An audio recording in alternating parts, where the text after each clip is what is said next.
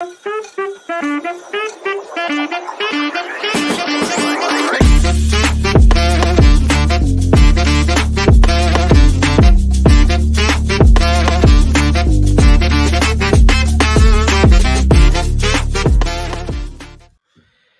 and welcome back to the finishing line, proudly sponsored by Glistian Events, and full house here tonight. Andrew, Tom and Sean all here, and we're just going to do a quick review on the Group 1 races that we covered in our preview show. Before that, just the next couple of shows, we are going to do a quiz on Wednesday. Yes. I was looking through the racing and it's uninspiring to say the least. I personally don't want to be previewing the red car 2-year-old trophy. So, but doesn't it sound so enticing? Yeah, no, fuck that. So a quiz on last year's National Hunt Racing will be on Wednesday. We'll probably do 30 or 40 questions. And do the usual where we'll throw out the questions and then you can drop the answers in the comments, but it'll be the lads against each other. Sean against Tom against Andrew. I think it's the first one that Sean will be involved in. So it's always the curtain. We always do it before the start of the season. I remain undefeated in quizzes, but I will be the quiz master for Wednesday. You got beat the last time. I did not. Did you? I've never been beaten in a quiz. I don't think I have either. Thomas tried but failed miserably. On Sunday, our first anti-post video for the Cheltenham Festival in 2024 will go out. We'll all have one selection, the same as last year. And we'll probably have 12 to 15 of these videos throughout the winter. But our first one will go out on Sunday, as myself and Tom are otherwise engaged. So we will start up our anti-post videos and hopefully there will be a couple of decent selections. Where would you be engaged? I told you I'm at a competition. Competition. You can drive to Dundalk and watch if you want. Oh, can I? Oh, deadly. You're more than welcome by. To pay to be a spectator though. Oh wow, is that kind of show? And it's long drive. It's like 2 hours 45 minutes. I know, we've been there before. The racing was good the weekend, and we will straight away kick it off with the winner of the Arc. We'll go back to the Newmarket races that we touched on, the 2-year-old races, but I think first and foremost we have to. What?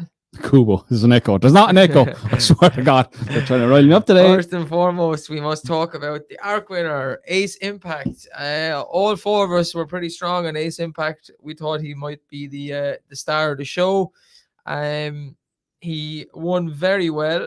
And I think if anybody was watching over the weekend, there was a faster strip of ground or a better strip of ground down the outside. Some of the jockeys didn't take notice. Frankie Dettori going up the inside. Oh, we get to him.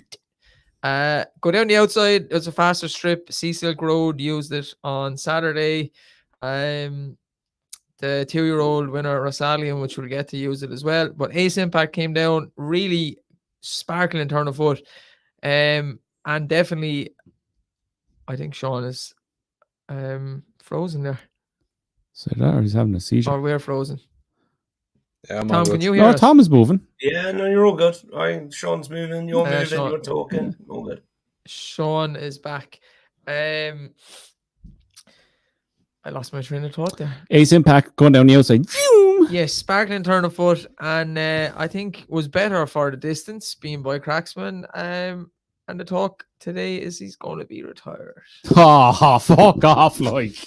Oh. Yeah, unfortunately, that's the way it's go. I'd love to see him race on. How old is he? He's only raced 6 times. He's 3 years old. He's done it all. There's nothing. He's done it all. So, you stop with your breeder's hat and take it off, will you? Tom is talking from that point of view, but it would be great to see him race on. And his sire Cracksman got better as he got older. So.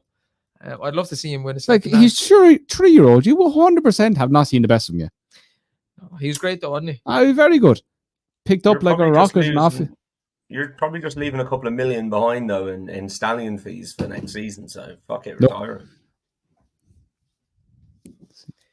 Why does he have to talk like sense, like all of a sudden? He was good though. I'm glad he won because and Westover was probably the right horse to finish the second as well. So it turned out to be a good arc. He was he got rated 133. Was he?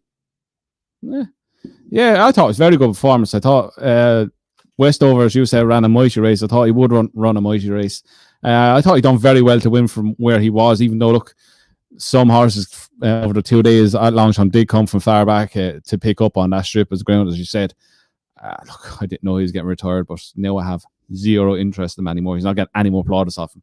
Go off and have your schlong out with like Strad. Tom, Ace Impact. Yeah, God, he was all class, wasn't he? Yeah, we put him up as the most likely winner, even though he was favourite. And yeah, I just wondered. He made up that ground down the straight, and he kind of got to them. And I just wondered, was he going to stop halfway down the straight? And he just kicked on again. Really, really good performance. As you said, Dave, Westover in second. I think Frank's the form. Ernesto bounced back to form as well, and then you got the Japanese horse in fourth. So no, scintillating performance. Just shows it can be done as well. I know it's not cheap money, is it? But in the flat game, it's cheap money. 75 grand yearling from Deauville in August. Wouldn't exactly break the bank for most of those flat boys. And they've gone and got an absolute superstar. Yeah, I mean, look, on the breeding thing, you can retire him unbeaten. He's a Prix de Jockey Club winner, an ARC winner.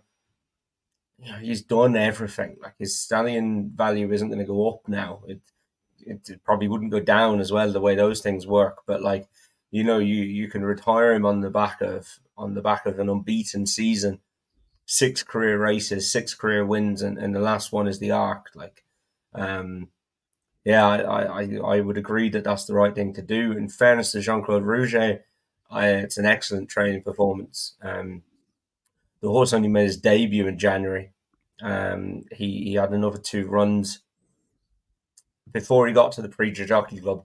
Then he gave him a break, and he just brought him back and gave him. He just had him, I'd say, just about spot on for his comeback run, as in just about good enough to win. And then he's obviously taken a massive step forward from that. So fantastic piece of training. Fair play to them, and yeah, I think should make a nice stallion. I know these days we're all going towards speed, but I think there's a place for him at the stud. He clearly showed that he'd got to turn a foot for a mile too, and then he showed he'd stay a mile and a half as well. So I think he'll make into a nice stallion. I don't see why not. And yeah, well done to them. Really good horse. Sean? Yeah. Ace Impact, he was wicked impressive. He was still, I thought he might have went off short. He was still 3-1 just before the off. It was the false straight where I sort of, for me, he had to win. And he came across the outside, my swoop past 2 or 3 horses, and he still had a double handful. And then he let loose down the straight. And as you said, he came down that golden highway down the outside. And there was a moment you said to yourself, oh, is he going to kick? But by God, he kept giving and went hard all the way to the line. He was a very, very good winner. By far the best horse we've seen this season. Yeah, there was talks maybe going to Champion Stakes. I can't see it because his owner in the syndicate owns the Sealaway colours, so they have another horse for that, Horizon Dore. So I can't see him sending Ace Impact as well. Huh? What's her name? I don't know, but she is the Sealaway colours and she's involved in Ace Impact as well, so I can't see them putting the 2 horses against each other. It would be nice to see him. Sean's gone again. He's back. It would be nice to see him in the Champion Stakes. I think he'd win it. And his father's best performance was his father's best performance in the Champion Stakes, and maybe then retire him. But I have a funny feeling you will not see him again. Okay. No, I can't see him going to Breeders' Cup or anything like that. So I'd say it's just won the ARC, lads. Yeah, as good as it gets. 5 races, 3.5 million. Not too bad, is it? 6. Yes. 6. I will try 3.5 mile up at Cheltenham Hill. Maybe he'll see his babies over jumps one day. Good well do. I mean, look, he should make it anywhere near Con Hill, would he? But I mean, it's all been said. It would, Tom. It would, Tom. Con Hill versus Ace Impact over the ARC trip. Who wins? Go on, Sean. Who wins? If you listen to him on Sky Sports Racing, he's quicker than Flightline. So answer the question, Sean. Answer the question. Oh Jesus, I couldn't tell you that now.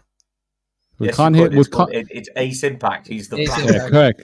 Sean got He's Sean. definitely faster. Tom got it in one. This is the what you have to deal with now for the whole jump season. He should make a good stallion though. His dad Cracksman was very much in need of soft ground, and he definitely didn't need it yesterday because that was firm ground in France yesterday. So he's got the full package. He was a mental patient, that Cracksman.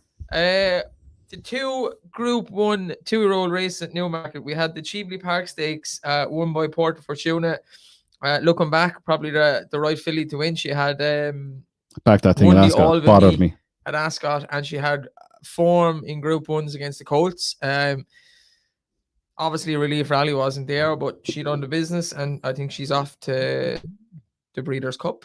And then Van Dijk in the Middle Park Stakes, Group 1 again. A ball of speed, and a few people texted me about this horse and the price for the Guineas, and I just said there's no reason for this horse to go to the Guineas. He's a sprinter. He's built like a sprinter. His dad's a sprinter. Just let him do what he's good at. Stop trying to, get them to go over trips that they shouldn't really be going over. James Doyle even said he's a sprinter. Dave, you should know by now that any 2-year-old wins a Group 1, it's going to the Guineas. It's a Guineas horse. Have to go to the Guineas horse. Have to go to the Guineas. 5 furlong sprint it wins. It's a 1.5 or a 5 furlong horse. It's going to the Guineas. It just it annoys me because we'll just see him not stay in the Guineas and come back for the Commonwealth Cup at Ascot. But he was very impressive, Van Dijk. We talked about Task Force. He ran a good race, but probably needs further, I'd say. Yeah, ran on again at the end. Still look green going down into the piece of horse now. He'd one you would step up. Yeah, and River Tiber I think needs further now as well. Tom, Sean, any thoughts on the 2-year-old at Newmarket? Yeah, I thought Portaventura was good back in against the fillies. The French horse in that race, she didn't have a clue what to do when she hit the dip for me. She lost all her legs and didn't know how to put one in front of the other after looking like she was travelling in very smoothly. Portaventura won well. That Pearls and Rubies, I can't make heads nor tail of that. I'd say it walks like a beast at home and just can't put it all together on the track yet. And Van Dijk, he was wicked impressive. I thought River Toibo was going to turn the form, and I thought jumping out of stalls when he jumped handy, I was saying to myself, I think I've got a couple of things right here, but holy God, coming down out of the dip, James Doyle came back up out of the saddle, and this lad went away. He was very, very impressive. As you touched on, they're probably going to stretch this lad out, maybe go to a Jew horse. If he wins that, then they're definitely going to go to a Guineas. I'd say the Jew horse will be the determination whether they go up to a Guineas next season or stay at 6 furlongs, but he's all speed. He'd be a sprinter for me. I'd be keeping him at that trip. It sounds today that they're going to attempt a Dewhurst. I honestly don't think he'll stay 7 furlongs, never mind a mile. And if they go to the Dewhurst and City of Troy is there, he's going to get absolutely spanked. Tom? Yeah, so let's start with Van Dijk then. Yeah, he was mightily impressive, as you said. Yeah, I'd agree. He's a ball of speed for me. Task Force, I really like that performance. Staying on again at the line. He's going to be interesting next year. I'm not 100% sure where he goes or what they're going to do with him, but maybe they try and stretch him out to a Guineas. But I really like Task Force. I'll be sticking with him wherever he goes. Porta Fortuna was very good, bouncing back to form, and did it very well as well, didn't she? So, yeah, that was very good. I just want to say what Sean said about what's her name, Jasna's Secret. Yeah, just did not handle Newmarket at all. She was on the bridle. She was traveling the best of all of them, and she'd absolutely no clue what to do coming down into the dip. And Sumion just left her alone. So don't put a line through her just yet. I think she's a very nice filly for next year. Okay, back across to Longchamp.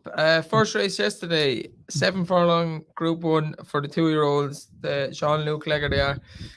Rosalian done the business back on firmer or better ground, being by Blue Point. Unquestionable, actually ran a decent race in second. And Beauvatier was third. Sean wasn't happy with the ride. To me, he just didn't handle the ground. I thought Rosalian came from pretty much the same spot and just sprinted away from him in the end. Good performance. Very good performance. Yeah, got us off to a great start. prime example of giving a horse one bad run on ground he clearly didn't like, and I think the setup of the race, the bigger field, obviously stronger pace was right up his alley. Again, with the horse coming on the outside down the straight at Longchamp, there seemed to be a little golden highway. Picked up really well. Once who was on? Sean Levy. Sean Levy. I was going to say Andrea Zatti because he used to ride him. Sean Levy took him out, went past one or two horses. You could just see him picking up. I think halfway down the straight, the race was over. He was always going to get there. I think the favourite's in the same position. I don't think there's any excuses for him, bar the ground. He's a horse that I think is just going to improve with age, and he's a horse that I'll be keeping on the right side next season as well. Tom? Yeah, he was good, wasn't he? As you said, I think, Dave, perfect case of giving a horse a bad run due to the ground. The case I was making on the preview show was the fact that he was turning him out 14 days later or 15 days, whatever it was. I think that told you all you needed to know. It'd be rare for them to do that with a 2-year-old. So, I thought it was a very good performance, and one to take into next year. And I'm sure they're hoping he's a Guineas type, to be honest. Anguilla wants to know, it's for me versus Ace Impact, Tom. Who wins? Depends if it's a hurdle race or a flat race or a point to point. Point to point, I'll probably go it's for me. But Ace Impact of that race. Sean, Rosalian. Yeah, Rosalian was very good here. I think it's Ascot form is shit hot. Then he had that blowout at Doncaster on the ground. But he was bounced back right to himself here. He was very good. Just on Bavatia, he couldn't get cover. I personally think he should have been in the position that Sean Levy was in on Rosalian. He sort of took a pull and let him on his inside, and he couldn't get cover. The horse got very free, and then he tried to come around the outside and took a bump. He just never made up that length or two that he gave Rosalian as a head start. Perhaps it was the ground. He might have quickened up better on softer ground, but I wouldn't give up on him just yet. I thought the winner was very good. Bavatia is definitely one I'll be staying on side of next season. Yeah, Bavatia in the French Guineas, the Poulon, as they say. Poulon. The second race. No wonder you're away on Sunday talking like that to women. The Marcel Boussac. And opera singer done the business. I was delighted to put her up on the show. I probably think the lads missed her last race. She was really, really impressive at the Curragh. She won by about 8 lengths and looked like she finally figured out how to race. And a mad stat, Justify had no horses, I think, come first on firm ground yet out of 10 runners. She bolted up. She bolted up. And you would think that he's been an American sire that they'd want firm ground. But she bolted up 5 lengths. She was, after Ace Impact, probably the performance of the day. She was in that strong piece of form. I think Tom and Sean had mentioned Red Vibranium, Moigler filly, and a Toomey filly, Paddy Toomey, who farms out the winner somehow. Somehow, yeah. Beat Opera Singer, and we haven't seen her since. A filly called a Lilac Rolla, so watch out for her because it's clearly a strong piece of form. But she was good, wasn't she? She was very good. She's huge too. Massive. Never looked in any doubt really. She travelled strong, picked up well, won easy, going away clear. Look, she's going to improve next season. Do you remember Hit of the Bomb? Yes, in the blue and... That's her brother. Is it? And Brave Anna, all of them. She's related to all She them. go to She will 100% Breeders' Cup. turn up to Breeders' Cup. Hit the bomb won the Breeders' Cup, didn't he? Yes. I remember that. That's the only winner ever back to the Breeders' Cup. Yeah, but very good. You basically touched on it all there. Tom? Yeah, I think you said it all there, Dave. She was very good, wasn't she? She won her last 2 races by a combined 11 lengths, which is not what you normally see on the flat. That Justify Sadler's Wells cross is quite interesting. And, she did it well. Ribaltagia, the horse that we put up, went off 19-1, finished 4th, ran okay. But it was all about Opera Singer, really, wasn't it? 5-length win in a Group 1 was very good. Sean? Yeah, these justifiers are making a stamp this season. All of them are coming out and looking very decent. I'd say this is a Root Kilmore are going to fully back and go the way of now. But Ryan took no prisoners with this. He went and took the race with a scruff of the neck out in front, and she was wicked impressive. She came to the straight and he got to her, and I wasn't sure what she was going to quite pull out, but then she managed to put 5 lengths between her and second. She was very, very good. As Andrew touched on, she probably would see her going to a Breeders' Cup and then onto a Guineas next year. Putty had her back 3 lengths, 12-1. Such a putty Well bet. done, Putty. Such a putty Well bet. done. 12-1, 10 euros. 12s. 12-1. Yes, put star. The Prix de l'Opera Got Group it. 1 fillies, Blue Rose Send on the business, back in form. Another one that came down that outside stretch of ground, and one going away. Jackie O ran well for a horse that probably wants off ground. Lumiere Rock is Lumiere Rock. She just keeps running well. A very nice filly to own, I'd say. Blue Rose End was good. We had said that it would be nice to see her come back to form, but I wasn't putting any money on her after her last 2 runs. No, you couldn't really, could you? You couldn't back her with any confidence. But look, she put the performance in. She was a Jackie O. And it was probably a rough run race, and she didn't get to the lead. She got to the lead, and it was taken off her and stuff. So I thought she ran very well. Yeah. Showed her early season form back again. Plenty of heart. Yeah, I think the second and third ran decent races as well. Lumiere Rock is the horse that just keeps battling. I wouldn't be surprised they step her up and trip, because she looked like she was going to She'd fall. 100%. She looked like she get further. She looked like she was going to fall out of the back of the telly at one stage, and she ends up finishing third. Yeah, I thought Jackie O done really well to go with Blue Rose End as long as she did up the straight. It's a horse I think next season is going to improve again. She's a slow burner this season, but yeah, Blue Rose End. Will you see her next season? Not God only knows where she's going to go. You don't know, but that was. I wouldn't be surprised if we see all 3 fillies next year. I'll say definitely see second and third. What they do with her now is another thing, but yeah, good race. Bright horses running in between second and third. Yeah, Blue Rose End back to her best. Sean. Yeah, it was great seeing her bounce back. I think the 10 furlong suited her right back up her street. What really annoyed me here now was I should have been looking at the forecast for the weather, was that the name of Johanna Rose, like her form lines with Lumiere Rock was bang there. She should have been there, but the good ground, I don't think she acted on it at all. And for the likes of the bookies in the race and post putting up soft, they should be ashamed of themselves with that sort of stuff. I wasn't happy to see that, because it was lightning quick at Longchamp there. That definitely got better. If you believe in what you're seeing in papers from what you're seeing on the telly, then you're fooled yourself, really. The bookies voted the man that I have a bit of banter back and forth. He actually texted me and said he was at Longchamp and it was like a road. Yeah. So, you could see when they're running, the dust was coming off. There was literally dust coming off the ground. Tom, Blue Rose End, the master trainer soon to be. Yeah, he's got a huge career ahead of him, hasn't he? Chris to the head. He's very, very good. And yeah, she went and done the business well. We were a bit worried about her coming back and backing it up, but no need to worry at all. She had it in hand and she won well. Jackie O ran a good race, which is kind of like her, but yeah, not get her head in front. And then the one time Rogue Millennium bombs out is another time that, in fairness, I'd put her up a lot, but one of the times I'd put her up in the podcast, and I managed to nail it in this race, lads. I got the last and second last. Nice. Solid.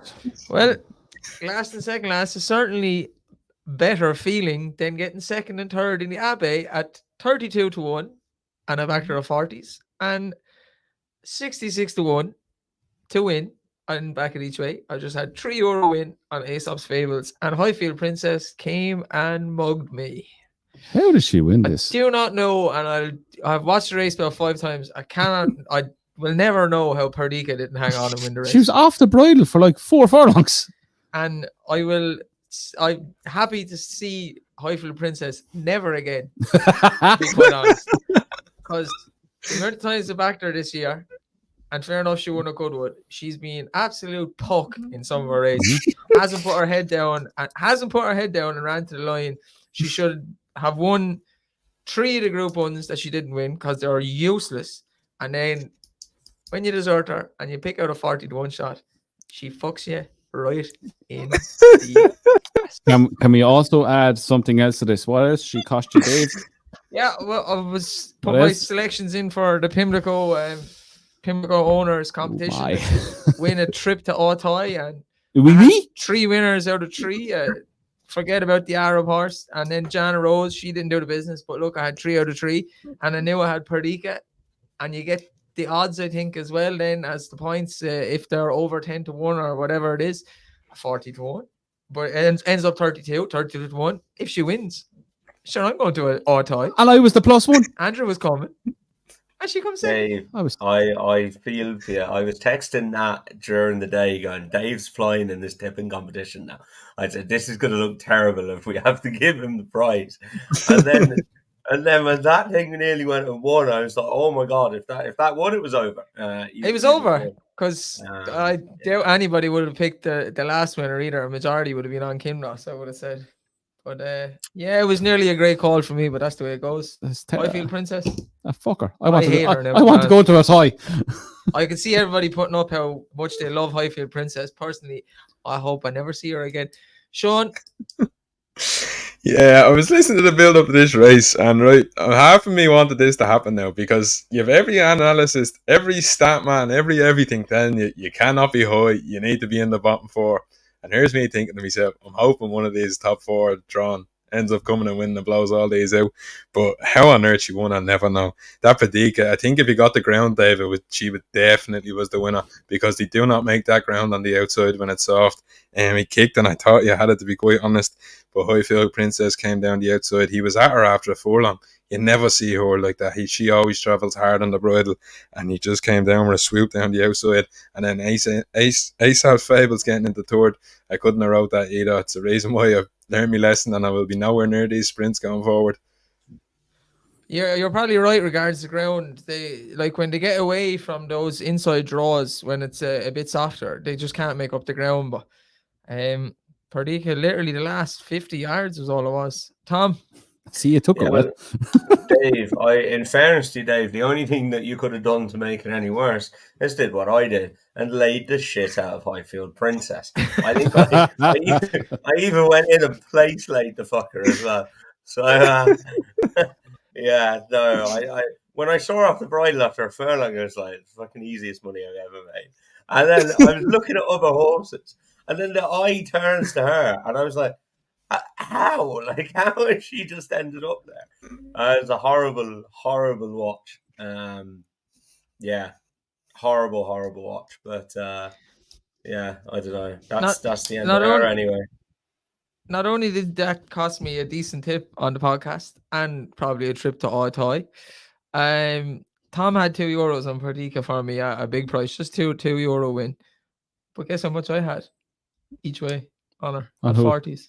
About 5 each way. 750 each way. Move on fast. At least you didn't lose. It doesn't make me feel better. I'm trying to. I could see it in your eyes. It hurts. And then Deck's horse Candana got pulled up and cost me a treble. So yesterday was a bad day. It's one of them days. A good day that turned into a bad day. Last race. Started so well. The only thing that really made me feel better at the end of the day yesterday was Frankie's ride on Kinross. Yeah. I don't like Frankie. And not many do. He was screaming and shouting, and he went in to report the ride on Collini that Maxime Guyon gave. There was absolutely nothing wrong with the ride on Collini. They didn't bump or barge. Frankie tried to go up a hole that wasn't there. No, he tried to go up a hole. He tried to go up a hole. Tried to go up a hole that wasn't there. And clearly didn't learn that the way to win the race was to go on the outside strip. And I think fully Kinross' best horse in the race. And if he had stayed at the back and came around him like Ace Impact, like Rosalian, I think he would have won and won going away because there weren't the best horses in that race. No, I texted into the group. I think it was about a furlong and a half into the race. I said Frankie's lost this race. He got him beat. Yeah, that's the words I said. Frankie's after getting this beaten because he was in at the rail. He was boxed in. He's not going to get out of there. Yeah. And then I thought he was going in to complain about his own ride into the short room. That's fucking a man in front of him. Like Tom Kinross won that got away. Well, yeah, for Frankie it probably was. I didn't really give a shit, to be honest. But what I would say is I thought Guyon rode out of his skin for the whole weekend. He had 4 winners in total, and I just thought he was on fire. He's ridden our horse in France, Margesson, a couple of times, or once. It might only be once, but he gave it a peach that day as well. But no, he's class. I'd rather than us turning it into the Frankie Dettori show, I'd rather give Maxime the credit he deserves. I thought he had a cracking weekend. Just before Sean goes, in a way, not that I wanted Kinross to lose, because I actually quite like Kinross. He's a deadly horse, wins a lot of races.